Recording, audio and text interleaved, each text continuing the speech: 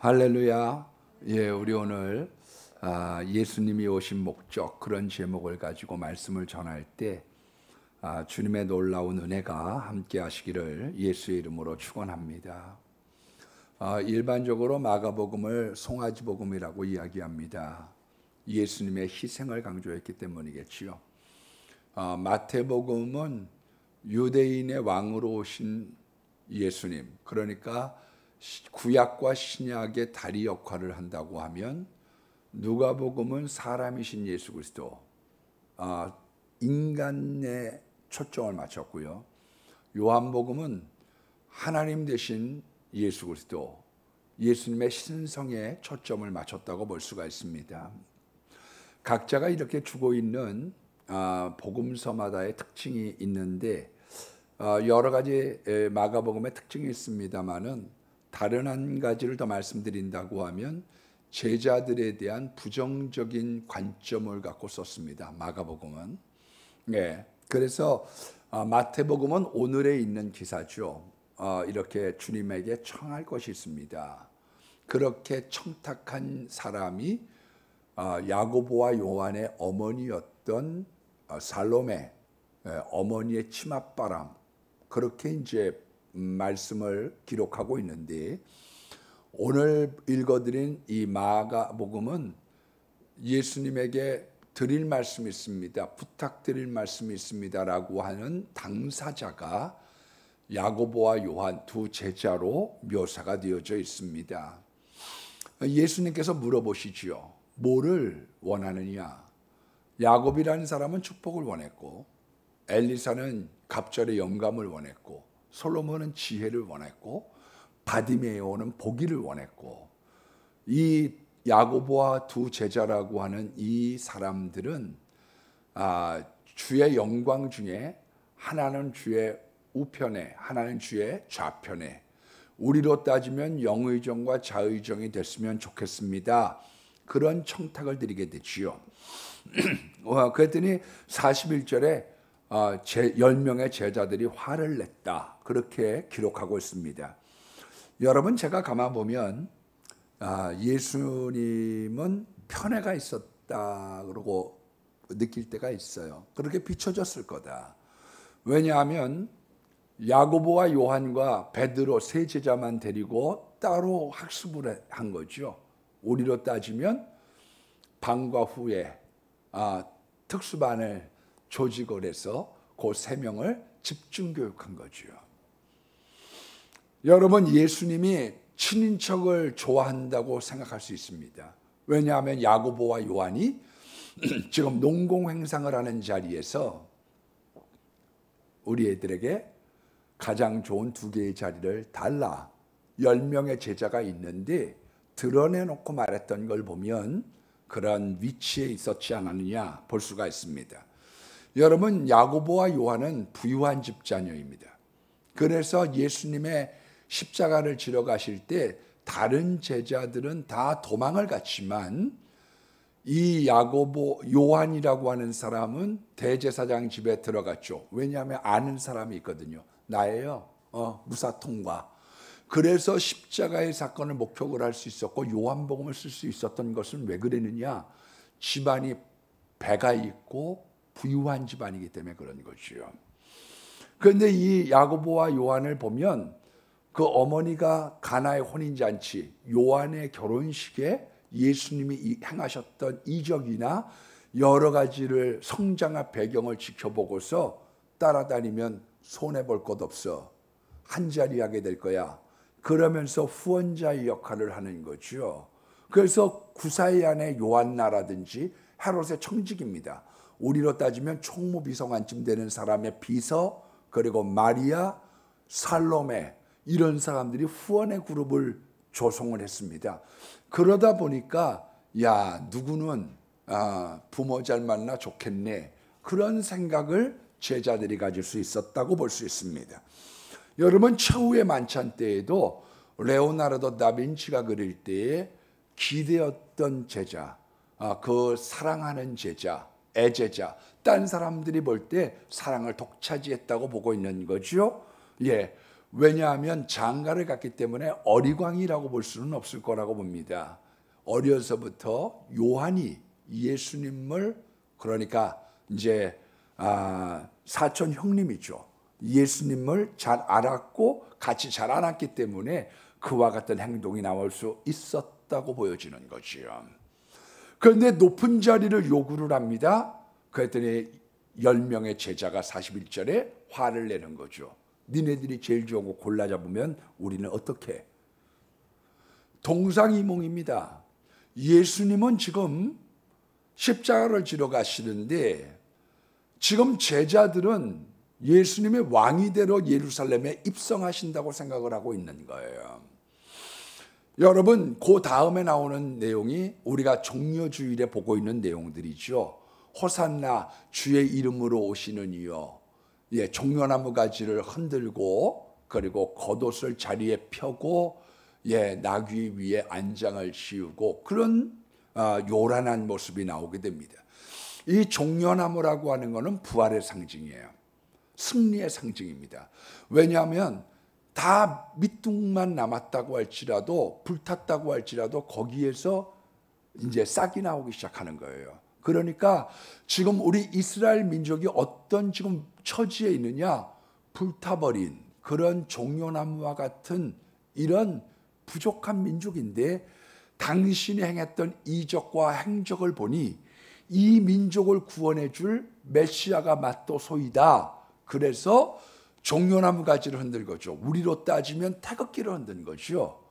그리고 이 흰옷을, 겉옷을 벗어서 길거리에 놓은 건 뭐냐 하면 당신이 행동을 시작을 하면 우리는 따를 준비가 되어져 있습니다. 그와 같은 동상이몽을 지금 꾸고 있는 거예요. 그러니까 예수님 제자들이 싸운 거는 철부지의 싸움이 아니라 엄격하게 얘기하면 자리 다툼이 시작이 된 거죠. 이제 왕으로 즉위하시게 될 때 내가 어떤 자리를 차지해야지 된다라고 하는 논공행상의 자리가 지금 시작이 된 겁니다. 그런데 예수님은 에쿠스, 그야말로 승전한 사람이 타고 오는 장군의 백마를 타고 들어오시는 게 아니라 지금 나귀, 가장 싼 거거든요. 티코를 타고 지금 들어가시는 거죠. 제자들이, 사람들이 볼 때 이해할 수 없는 그런 장면을 연출을 하게 됩니다.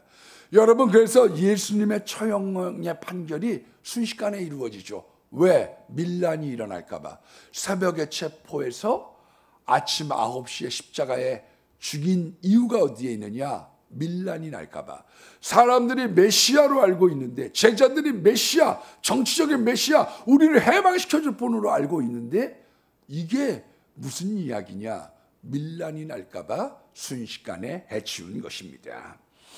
여러분, 오늘 이런 상황을 통해서 성경은 예수님이 오셨던 목적을 크게 세 가지를 우리들에게 알려주고 있습니다. 그 첫 번째가 뭐냐? 내 좌우편에 앉으려고 하면 내가 마시는 잔을 마시며 내가 받는 세례를 받을 수 있느냐? 고난의 세례를 받을 수 있느냐? 그걸 말씀하고 있는 거예요. 예수님은요, 우리들에게 고난을 주시고 또 본인도 고난을 받으셨습니다. 왜 그러냐 하면 그 첫 번째 이유가 우리를 거룩하게 하시려고 그러세요. 히브리서 12장 10절 말씀에 보면 저희는 잠시 자기의 뜻대로 우리를 징계하였거니와, 우리들을 딴 사람을 막대기를 쓰셔서 우리를 힘들게 하는 거예요. 때로는 자녀, 때로는 상사, 때로는 시어머니, 때로는 내 자식, 이런 사람들을 통하여 나를 징계하였거니와 오직 하나님은 우리의 유익을 위하여 거룩함에 참여하게 하십니다. 왜 그러느냐? 우리로 하여금 고난을 통해서 죄악을 그치고 하나님의 거룩에 참여하게 하려고 하는 거룩의 깊은 뜻이 있다는 것입니다. 두 번째는 순종하게 하시려고, 히브리서 5장 8절 말씀에 보면 저가 아들이시라도 고난을 받아 순종을 배웠다.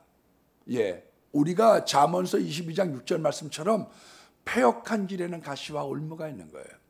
어떤 사람이 왜 하나님 나에게 치르는 사람이 많습니까? 왜 내가 가는 길에는 이렇게 가시가 많습니까? 그건 지금 길을 잘못 들었다는 얘기예요. 길을 잘못 들은 거예요. 그래서 하나님께서 고난을 통하여 아들이시라도 순종함을 배워 주님께서 원하시는 길을 걸어가게 하시려고 고난을 주신 거죠.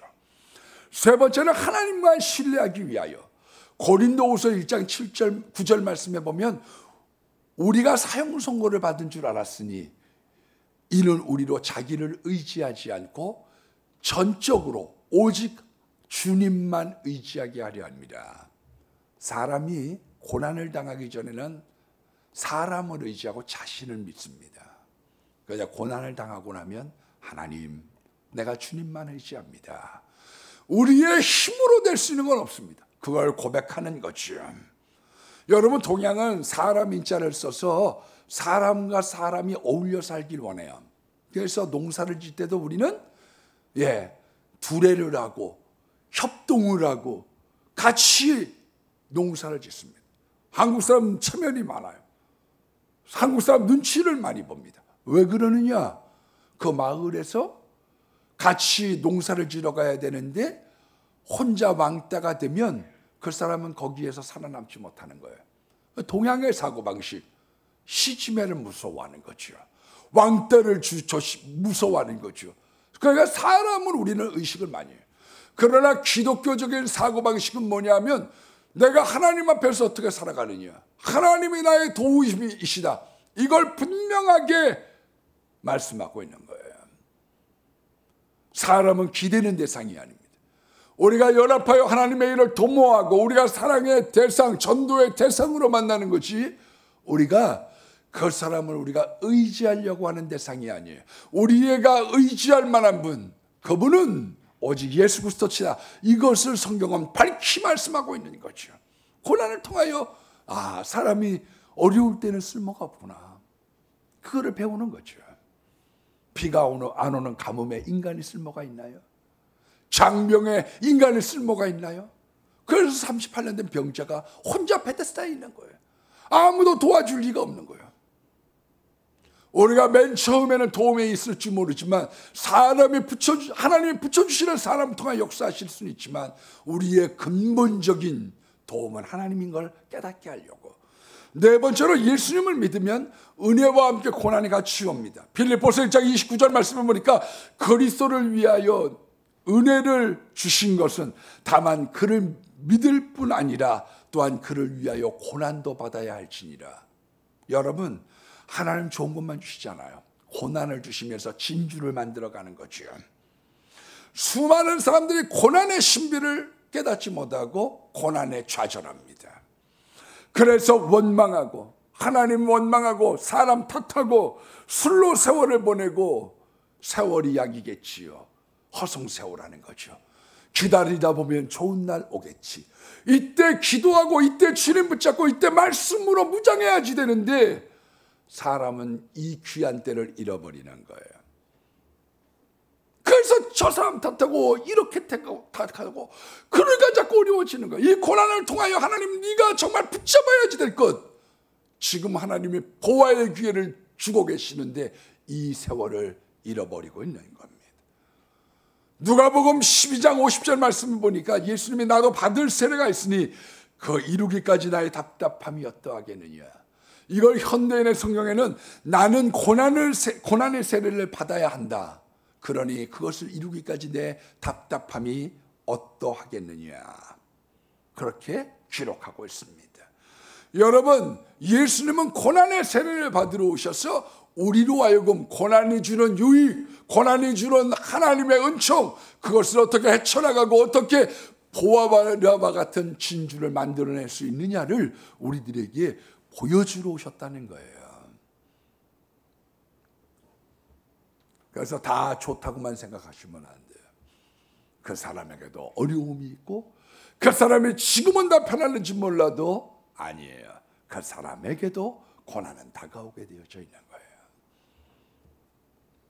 그래서 아무도 고난 앞에 우리가 자신할 수 없는 이유가 거기에 있는 거예요.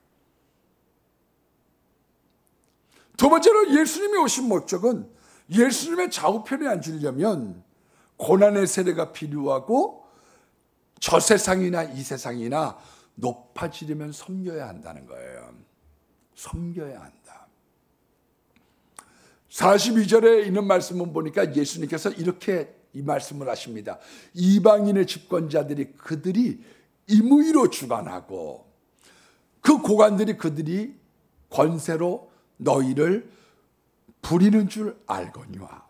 그러니까 힘이라는 게 있으면요, 이리 와 그러면 이리 가고, 저리 가 그러면 저리 가는 거죠.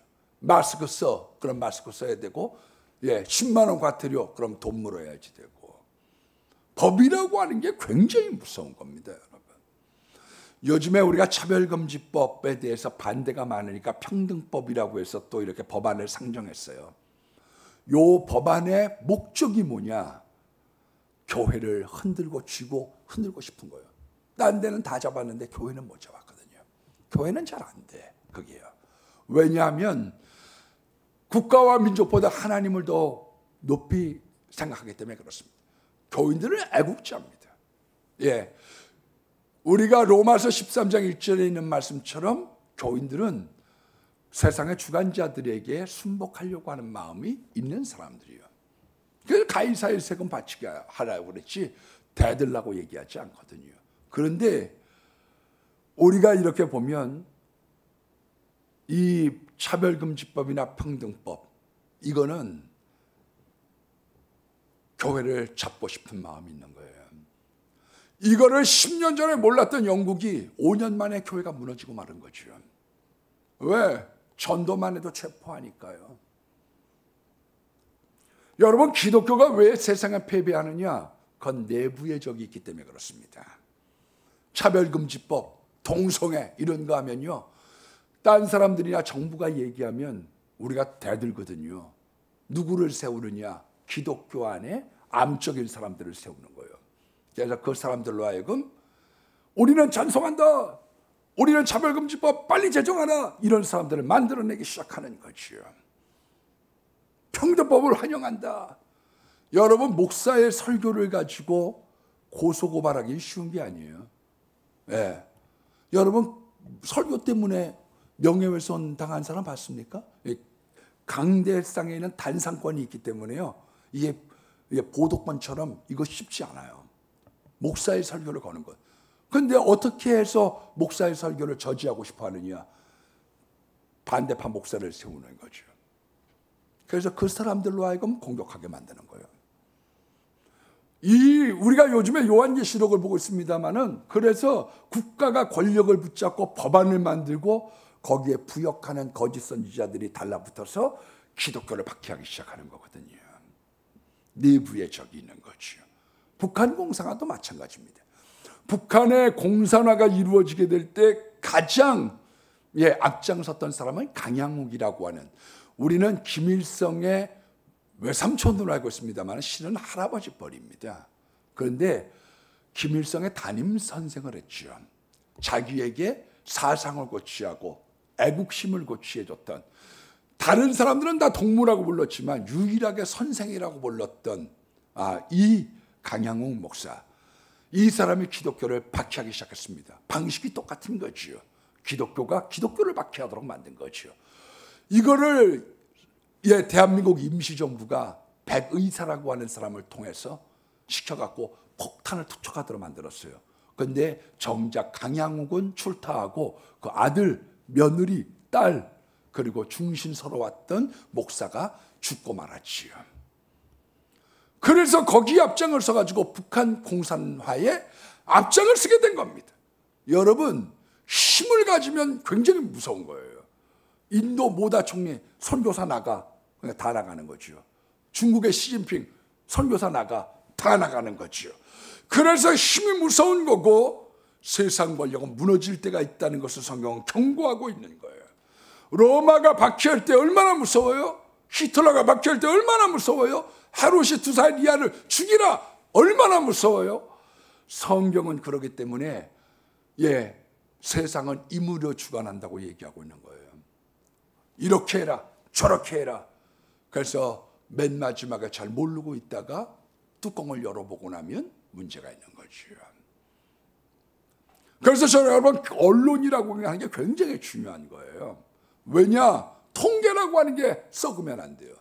왜냐하면 그것이 잘못 흐를 수 있는 힘의 남용을 막아주는 역할을 하기 때문에 그럽니다.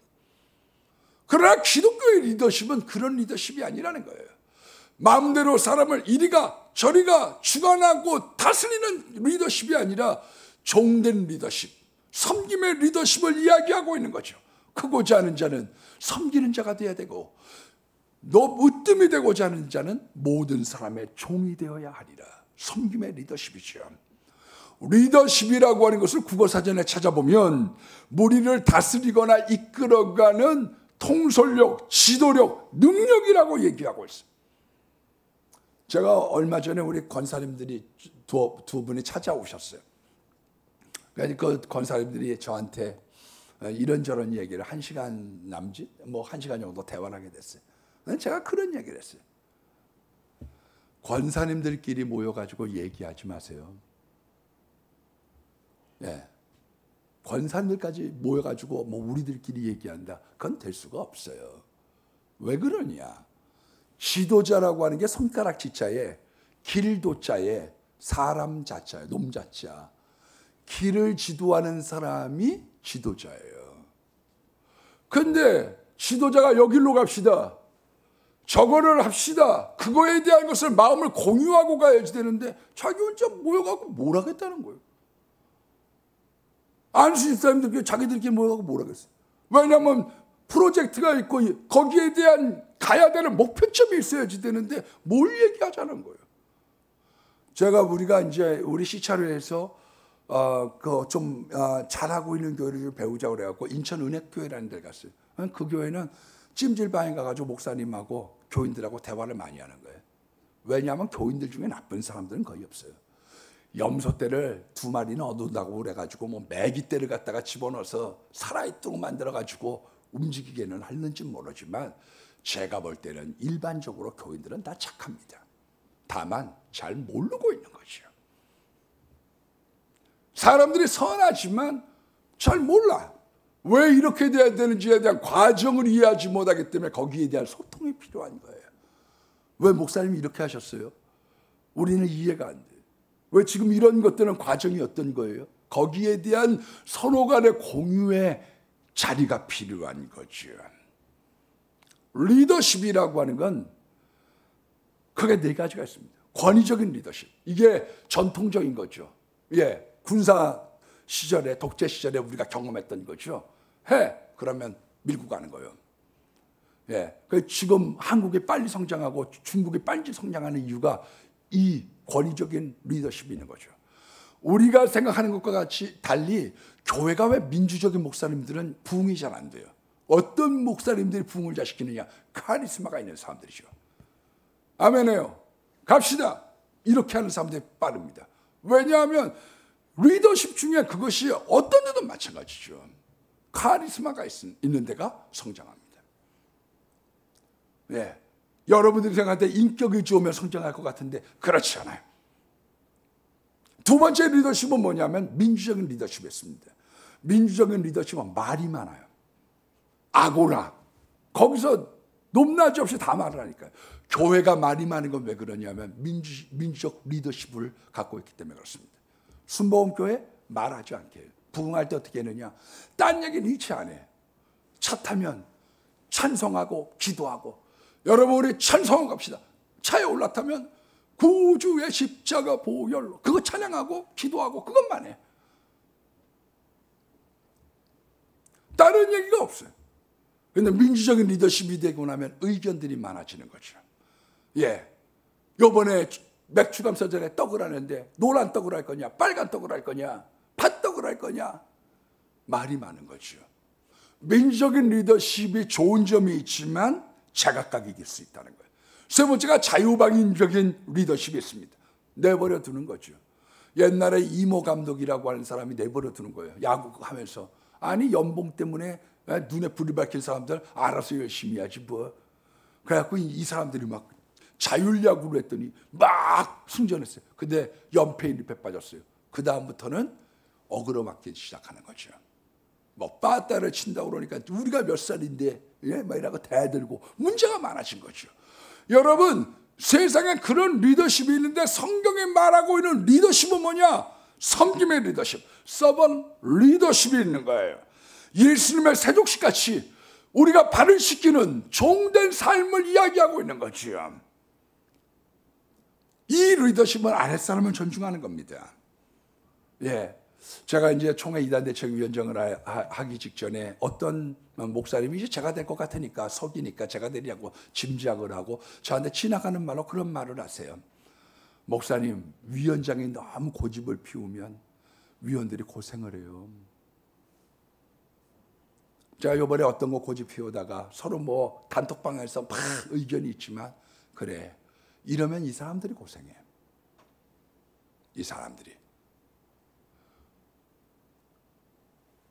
아랫사람을 존중하는 건 굉장히 중요한 거죠. 친절, 예의를 갖춰주는 것입니다.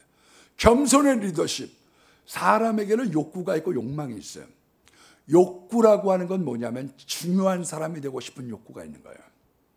VIP가 되고 싶어. 누구나 사람은요. 저 있으나마나한 사람이야. 그거보다 중요한 사람이 되고 싶어요. 욕망이라고 하는 건 좋은 차를 타고 싶고 좋은 집에 살고 싶고 좋은 음식을 먹고 싶고 좋은 옷을 입고 싶고 어디 잘 놀러 가고 싶고 그건 욕망이에요. 욕구라고 하는 건 뭐냐면은 내가 중요한 사람이 되고 싶은 마음이 있어요. 그거를 인정해주고 청중해주는 거죠. 존중히 여겨주는 것. 용서, 사람은 실수하기 마련입니다. 그런데 관계가 직장에서도 안 좋고 안 좋은 건 왜 그러냐면 적대심 때문에 안 좋은 거예요. 실수가 생겼어요. 실수가 생겼는데 요게 고의냐? 요게 실수냐? 실수라고 받아들이면 그 다음에 관계가 편해져요. 그런데 고의라고 생각하면 관계가 멀어지는 거죠. 올해 직장 생활할 때도 마찬가지입니다. 여사무원들한테 타이핑을 맡기는데 이 타이핑을 한번 잘못하면요. 세관에 한 개 틀릴 때마다 2만 원씩 줘야 돼. 4자 틀리면 8만 원 줘야 돼. 네.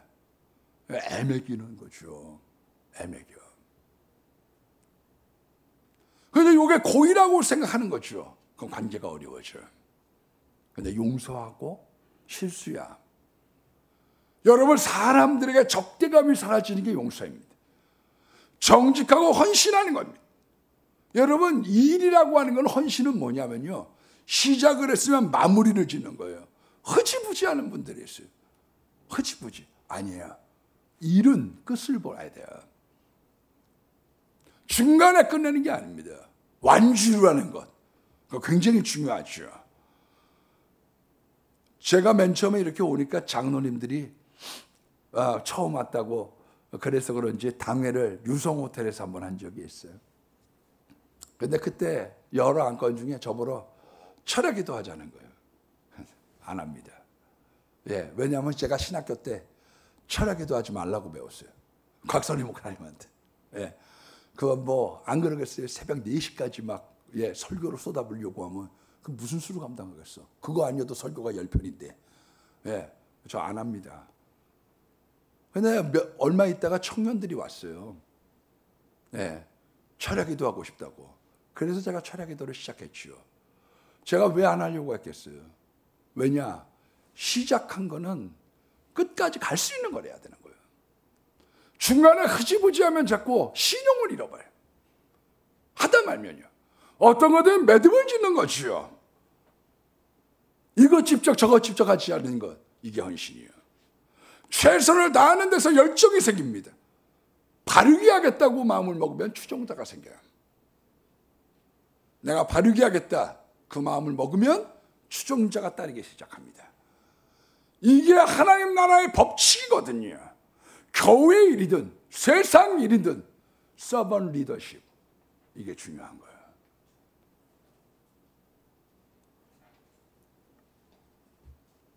그래서 주님께서 말씀하시기를 영원한 나라의 좌우편뿐만 아니라 이 땅에서 높아지려고 하면 종이 되는 섬김의 리더십을 갖추려고 내가 그 모델로 이 땅에 와고 여러분들로 그것을 보여주러 왔다는 것이지.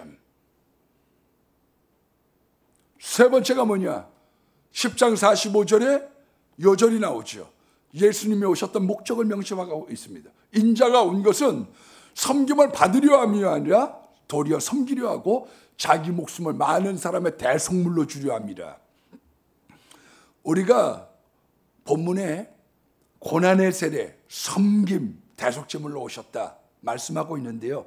성경에서 보면 예수님에 대해서 왜 오셨는가를 여러 가지로 말씀하고 있습니다. 요한복음 10장 4절 말씀에 보면 하나님을 영화롭게 하려고 오셨어요. 두 번째는 마태복음 9장 13절 말씀에 보면 죄인을 부르러 오셨어요. 마가복음 1장 13절 말씀에 보면 전도하러 오셨어요.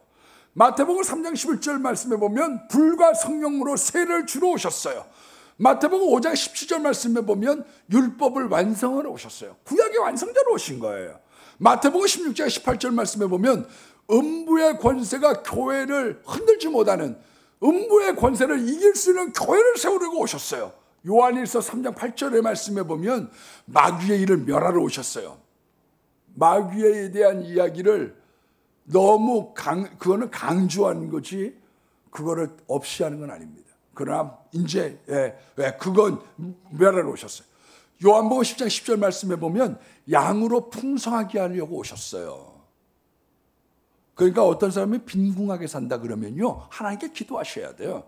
하나님, 내 인생 속에 주님의 풍성한 꼴을 주시려고 오셨는데 풍성한 말씀을 주시고 풍성한 인생을 주시옵소서. 말씀을 붙잡고 기도하시는 거예요.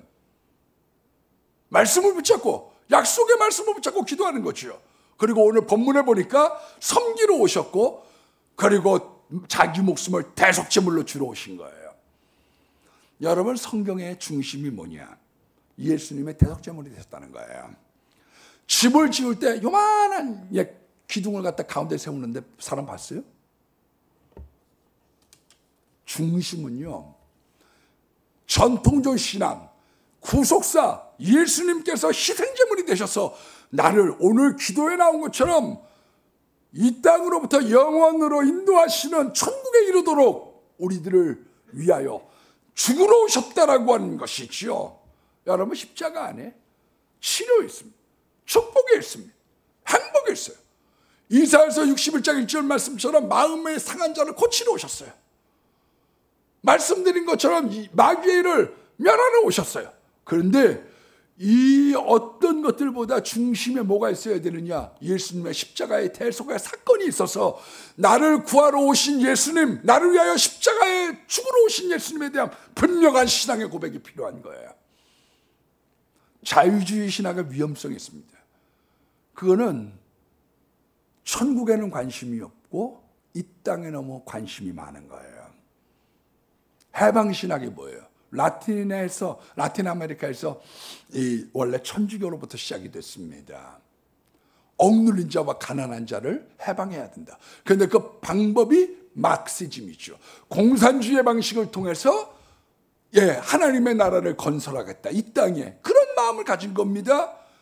여러분, 주기도문에 말한 것처럼 나라에 임하옵시고 하나님의 나라가 이 땅에 임해지는 것, 그것 성경적이에요. 그러나 그것이 중심은 아닌 거지요. 어디다가 기독교의 우선권은 예수 그리스도의 구원, 예수 그리스도의 부활, 예수 그리스도의 십자가, 예수 그리스도의 방법, 그 성경적인 방법을 우선해 두고 우리가 이 땅에 있는 행복을 건설하려고 할 때 하나님께서 기뻐하시는 교회로 성장해 가고 발돋움할 수 있는 거예요. 우선순위, 중심신학인 거지요. 대속제물로 되시기 위하여 이 땅에 오신 예수님. WCC에 대한 여러 가지 논란이 많습니다. 실질적으로 우리 교단에서도 많은 교회들이 WCC 때문에 교인들도 빠져나가고 교회들도 지금 빠져나가고 있다고 합니다. 그 핵심이 뭐냐면 통합 측에 있는 교회가 WCC를 지향하고 있는데 이게 다원주의가 아니냐는 거예요. 예수님 바깥에도 구원이 있다고 하는 걸 어떻게 타협하느냐. 그걸 가지고 사람들을 이야기하고 사람들을 흔들어서 교인들을 빼가고 있고 지금 그런 움직임들이 많이 있어요. 제가 이번에 총회 이단대책위원장을 하면서 처벌 규정, 이단 규정에 써놓은 것 중에 하나가 뭐냐면 오직 예수 구원, 다원주의는 처벌 대상이 된다. 그거를 기록해놨죠. 기도해 주세요. 그걸 명시해놨습니다. 사실은 이번에 총대들에게 묻는 것만 남아져 있지요. 그런데 왜 이런 싸움에 대해서 빌미가 되기 시작했느냐? 1차 대전, 2차 대전 끝나고 난 다음에 사람들의 반성의 바람, 회개의 바람이 불었어요. 이런 전쟁을 일으켰던 주범들이 누구냐? 기독교 국가라는 거예요. 그런데 그 기독교 국가들이 그렇게 할 때 정말 교회가 뭘 했냐는 거예요. 이 수많은 사람들을 죽일 때 교회가 했던 역할이 뭐냐? 그래서 평화를 위하여 만들기 시작한 거예요. 우리가 나만 옳다고 얘기하지 말자. 나도 옳지만 너도 옳다라고 하는 우리 그런 화평의 나라를 세계를 이루어가자는 데부터 시작을 한 거예요. 그런데 가장 중심적으로 문제가 되기 시작하는 게 뭐냐? 오직 예수 그리스도만이 구원자다. 오직 예수가 걸림돌이 되기 시작하는 거지요. 이것 때문에 종족들을 말살해버리기도 하고, 이것 때문에 우리가 전쟁하기도 하고, 이것이 문제가 된다고 생각하니까 슬그머니 오직 예수에 대한 것들을 한 걸음 물러서는 모양새가 나타나기 시작한 거예요. 이게 싸움의 지금 빌미가 되고 있는 거죠. 성경은 우리들에게 분명하게 이야기하고 있습니다. 의 다음에 평화인 거예요. 올바른 것 다음에 평화인 거예요. 여러분, 예수 그리스도의 십자가 구속 대속제물이 되셔서 우리를 영원한 천국으로 인도하신다고 하고 있는 이 분명한 복음, 그 다음에가 이 땅의 평화를 구현하는 거예요. 그리스도의 방법, 종될 서번트 리더십, 섬김과 눈물과 땀과 희생과 기도로 이 땅을 건설해 가길 원하시는 것입니다. 자유주의 신학자들은 빌립보서 2장 7절 말씀을 좋아합니다. 오히려 자기를 비워 종의 형체를 가졌다. 그래서 사람들과 같이 되셨음에 사람의 모양으로 나타나셨다. 이 자기를 비웠다. 그걸 캐노시스라고 얘기합니다. 자기를 비울 때, 하나님께서 자기를 비울 때 예수님의 신성을 내려놓고 이 땅에 오셨다는 거예요. 그러다 보니까 당연히 이 땅의 학문의 연구가 어디에 관점이 있느냐? 참 하나님이시고 참 인간이신 예수 그리스도에 하나님은 제쳐놓고 참 하나님은 제쳐놓고 인간에 대한 연구가 많은 거예요. 인간에 대한 연구. 그러니까 메시아성에 대한 것이 약해질 수밖에요. 예수님께서 내려오실 때 부분적으로 신성을 비우고 오신 건 맞습니다. 그래서 이 땅에서 피곤하셨고 목마르셨고 겟세마네 동산에서 십자가 지고 싶지 않다고 인간적인 기도, 정직한 기도를 하셨고, 히브리서 5장 7절 말씀처럼 눈물과 통곡으로 기도하셨고, 아들이시라도 고난을 받아 순종을 배우셨고, 키가 자라며 지혜가 자라며 하나님과 사람 보기에 사랑스러워 가셨어요. 완전한 하나님의 모습으로 온 것이 아니라 부분적으로 내버려 두신 것이 있었기 때문에 지혜가 자랐던 거죠. 그러나 여전히 하나님이셔요. 그분은 우리들에게 날 때부터 하나님의 아들로 신성을 갖고 이 땅에 오신 하나님의 아들 메시아라고 하는 구원주 되심에 대한 그 굵은 기둥을 우리가 잡고, 그 다음에 인간 되신 예수 그리스도를 연구해야 되고, 그 다음에 이 땅을 복되게 하려고 해야 되고, 우리가 영원한 천국을 제외하고 그것을 도외시하고 하나님 되심을 도외시하고 이 땅에 있는 것을 건설하려고 하면 안 된다는 것입니다. 이 우선순위에 대한 것을 우리가 마음속에 명심해야 되는 것이지요. 예수님이 오셨던 목적이 있습니다. 오늘 말씀드린 것처럼 다양한 목적이 있습니다. 오늘 본문은 크게 세 가지를 말씀하고 있는 거지요. 고난의 세례. 너희들이 고난받을 때 이렇게 고난을 극복하라. 그 고난의 유익에 대한 삶. 섬김. 저 땅에서 좌우편에 앉고 싶으냐, 이 땅에서 높은 자리에 가고 싶으냐, 그러면 섬김과 만인의 종이 되는 삶을 이렇게 살아야 된다. 그게 세족 시간입니까? 그리고 성경의 중심의 신학을 얘기한 거예요. 많은 사람들을 위하여 내가 대속물을 주러 왔어. 이 땅은 지나가는 노정기, 여기에 보다 더 영원한 천국이 있고 부활이 있는 곳, 거기에 대한 메시아성, 그것을 이야기하고 싶어서 오늘 주님은 이 제자들의 싸움의 사건을 통하여 주님의 그리스도 되심과 그분의 고난과 그분의 섬김을 우리들에게 말씀하고 있는 겁니다. 오늘 믿음 안에서 분명한 신앙의 고백이 있기를 예수의 이름으로 축원합니다.